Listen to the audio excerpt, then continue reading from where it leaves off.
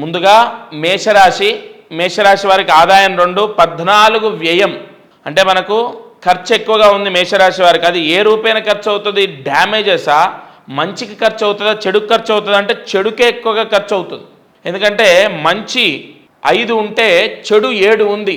కాబట్టి మంచికి ఖర్చు అయ్యేదానికన్నా చెడుకే ఎక్కువ ఖర్చు అవ్వడం, నష్టపోవడం, జూద రూపేణ, వ్యసన రూపేణ నష్టపోవటం, ఇతరులకు డబ్బిచ్చి నష్టపోవటం, వ్యాపారాల్లో పెట్టుబడి పెట్టి నష్టపోవటం, అలాగే అనారోగ్య సమస్య చేత నష్టపోవటం, పిల్లలు చేసినటువంటి పొరపాట్ల వల్ల నష్టపోయే అవకాశాలు, పిల్లలకు అనారోగ్య సమస్యలు రావడం చేత ఖర్చు పెట్టే అవకాశం, స్నేహితులు మోసం చేయడం చేత నష్టపోయే అవకాశం. ఓవరాల్గా మేషరాశి వారికి ఎక్కువగా ధన నష్టం అనేది కనపడుతుంది. ఈ మేషరాశి వారు శని వ్యయంలో ఉండడం, ఏలినాటి శని రావటం, అంటే తగిన జాగ్రత్తలు చాలా అవసరం. ఏలినాటి శని అంటే తప్పనిసరిగా అనారోగ్య సమస్య కానీ, ఆర్థిక సమస్య కానీ, మనశ్శాంతిని కోల్పోయే అప్రతిష్ట కానీ ఇలాంటివి తెచ్చే అవకాశాలు ఉంటాయి.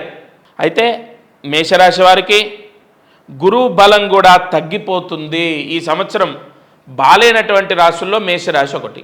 వీరు చేసుకోవాల్సినటువంటి పరిహారం తప్పనిసరిగా ఈ 2025లో ఉత్తరాయణంలో అంటే జూలై లోపు కాణిపాకం వెళ్ళి అక్కడ నిద్ర చేయటం, స్వామి దర్శనం చేసుకోవడం చాలా అవసరం. నేను చెప్పినటువంటి ఈ ఇవాళ 12 రాశులకు నేను చెప్తాను. బాలేని వాళ్లకు ఏ క్షేత్రం అయితే చెప్తాను అది చాలా చాలా చాలా రిసర్చ్ మీద నేను ఇవాళ చెప్తున్నాను. మీకు చాలా ఉపశమనం లభిస్తుంది. మేషరాశి వారు ఆర్థిక సమస్య లేకుండా, ఆరోగ్య సమస్య లేకుండా, ఎటువంటి గ్రహ పీడలు లేకుండా ప్రశాంతంగా ఉండడం కోసం, ఎటువంటి పీడలు దోషాలు లేకుండా ఉండడం కోసం ఉత్తరాయణంలో అంటే జూలై లోపు కాణిపాకం వెళ్ళి కాణిపాక క్షేత్ర దర్శనం చేసుకొని అక్కడ నిద్ర చేసి రావాలి. ఎప్పుడైనా పర్వాలేదు, మీరొక్కరు వెళ్ళినా, మీ పిల్లలతో, మీ భార్య పిల్లలతో, మీ తల్లిదండ్రులతో వెళ్ళినా ఇబ్బంది ఏమీ లేదు. ఈ పరిహారం చేసుకుంటే సరిపోతుంది. అలాగే మేషరాశి వారు ఖచ్చితంగా శివాలయంలో ఒక 2 కిలోల బియ్యము దానం చేయండి. శివాలయంలో 2 కిలోల బియ్యము దానం చేయాలి. ఎప్పుడంటే ఈ నెల అంటే ఏప్రిల్ నెలలో 30వ తారీఖు లోపు ఈ దానం అనేది చేసుకోవాలి.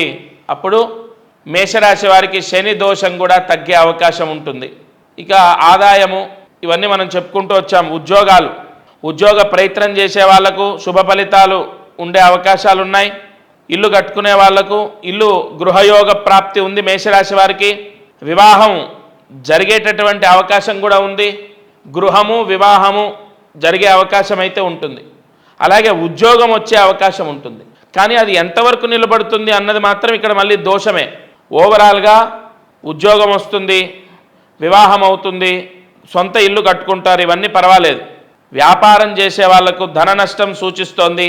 అలాగే మేషరాశి జాతకులు నేను చెప్పిన పరిహారాలు చేసుకోవడం ద్వారా ఆర్థిక సమస్యలు లేకుండా, ఎటువంటి అనారోగ్య సమస్యలు లేకుండా ప్రశాంతంగా ఉంటారు.